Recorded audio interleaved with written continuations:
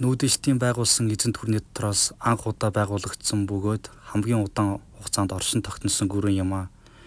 Нүүдэлтийн эзэнт гүрний үндсэн бүтэц зохион байгуулалтын хүннү гүрний үед бий болсон түүнээс хойш 2000 жилийн турш онцгийн өөрчлөлтгүйгээр уламжлагдсан хөгжижээ. Хүннү бол олон үндэснээс бүрдсэн эзэнт гүрэн хэдий ч гол сүм ноён нуруу нь хожмын монголчуудтай холбоотой юм. Хүннүгийн түүх соёлыг судлах хоёр үндсэн төрлийн сурвалж бий. Эдгээр нь археологийн ба бичгийн сурвалж юм. Археологийн сурвалж дотроо жирийн иргэдийн ба язгууртны булш оршуулга, олон төрлийн үүрэг зориулт, бүтэцтэй, хот суурингууд, хадны зураг, шавар шатаах зуух зэрэг аж ахуйн байгууламжууд багтнаа.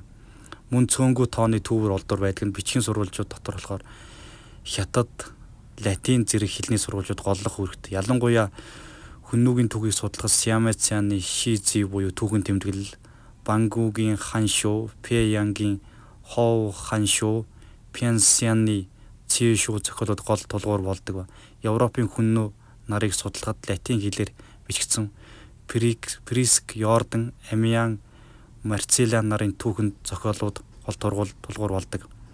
Нийтийн тооллын өмнөх 4-р зууны үед өмнө зүгээс Оросоос ирсэн нүүдэлчид одоогийн Монгол нутгийн уугуул дөрвөлжин бушны оршин суугчтай хойлолд нь хүннүүчүүд бүрэлдэн бий болсон.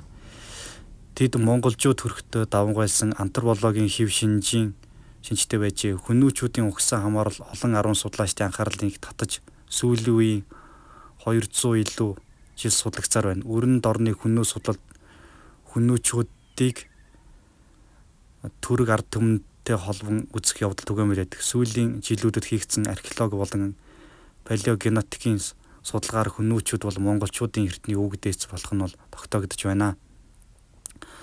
Модон ба түүний хүү Лаошаны Шаньюн үед хүч хэрэгжлийнхээ оргилд хүрч газар нутгийн зүүнтэй Солонгосын хойг, баруунта Тархутайн уул, умартад байгаль нуур, өмнөдөд цагаан хэрэм хүрч байв.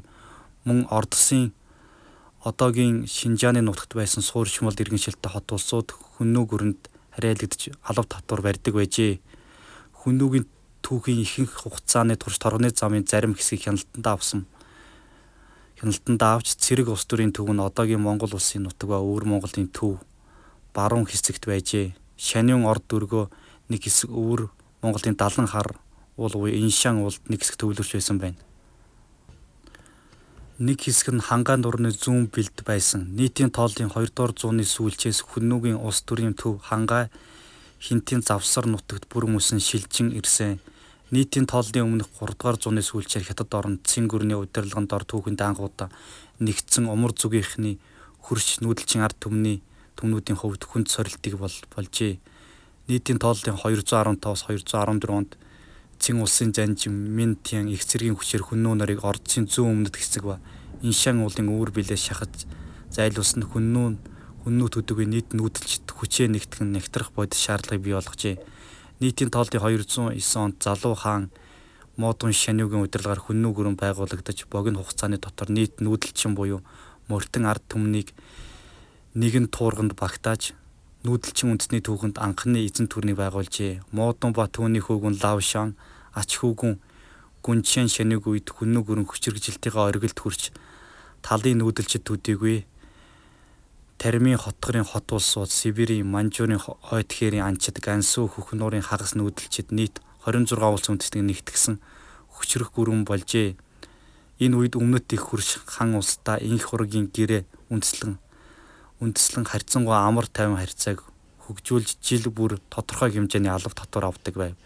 Нийтийн тооллын өмнөх 2-р зууны сүүлийн хагасаас 1-р зууны эхний 15 жилийн хугацаанд нийтдээ 40 жилийн турш хан улсын дайнч хаан Уйдигийн өдөөсөн хүнд бэрх дайны жилүүдийг хүннүүчүүд амжилтаа даван гарч тусгаар тогтнол бүрэн эрхэд байдлаа хамгаалж чаджээ. Нийтийн тооллын 1-р зууны дунд үеийн дотоод гадаад хүчин зүйлс байгалийн гамшигт үзэгдлийн улмаас хүннүгийн төрд самуун дэгдэж нэгэн зэрэг 5 шаньяг гарч байсан байна. Энэ үед хүннүгийн зарим хэсэг нь Жичүү шаньягийн удирдлагаар тусгаар тогтнолоо хамгаалж тэмцсэн бол зарим нь Хухан Шаньюг дагаж хан улс даган орж Хараат төчмөг улс болохыг зөвшөөржээ. Нийтийн тооллын 9-с 25 онд хан улсын төрийн эрхийг барьсан Ваны үед хүннүүчүүд тусгай тогтнолоос эргээж Хятадтай энд тэнцвэрэгдсэн харилцах болжээ. Нийтийн тооллын 1-р зууны дунд үед хүнүүгийн дотоод дүүсэн самууны улмаас гал голомтоос ихсэн умард ба хятад дагж орсон өмнөд гэсэн хоёр хэсэг болон бутарсан байна. Нийтийн тооллын 93 онд умард хүнүүгийн Шанью хан улс өмнөд хүннүү ба Сиамбигийн хамтарсан цэргийн давталгаанд автаж төр улсан алджээ. Хүннүүчүүд мал аж ахуй голлон эрхлэхийн зэрэгцээ, баг зэрэг газар тариалан эрхэлж гар урлыг хөгжүүлж байсныг Монголоо хүрээдийн нутагт хийсэн хот суурингийн судалгааг ирчилжээ. Хүннүүгийн мал аж ахуй судлаачид сонгодог хэлбэрийн нүүдлийн мал аж ахуй гэж тодорхойлдог.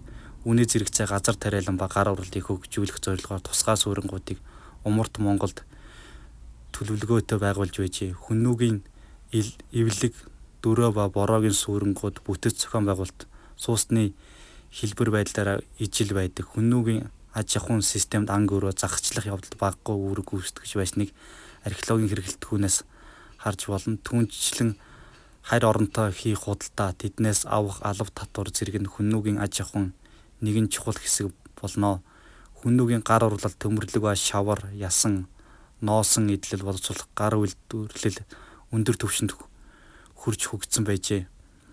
Хүннүүчүүд нүүдэлчдийн дотроос анх удаа цэрэг засаргааны зохион байгуулалт гурвалсан бүтэц 10-ын системийг бий болгосон. Улсаа 3 гар болгон хуваах цэрэг засаргааны бүтэц хожмын монголчуудад хүртэл уламжлагджээ. Мөн цэргийн болон захиргааны 10-ын системийг нийт нүүдэлчдийн хувьд түгээмэл хэрэглэгдэж ирсэн сонгодог бүтэц юм. Хүннүүгийн нийгэм нь овог аймаг, тэдгээрийн хооронд худ ургийн харилцааг чухалчилдаг боловч нарийн давхраачсан бүтэцтэй хөгжингүй нийгэм байжээ. Ирэх баригч нь Шаньюн ураг яс ба тэдэнтэй худ ургийн холбоотой язгууртан аймагуд хүннүүгийн төрийн цөм болох бөгөөд энэ бүтэцтэд нэгдэн орсон гарал угсаа хил яриа төстэй аймагуд нь хүннүү гүрний үндсэн хүн ам нь болдог байжээ.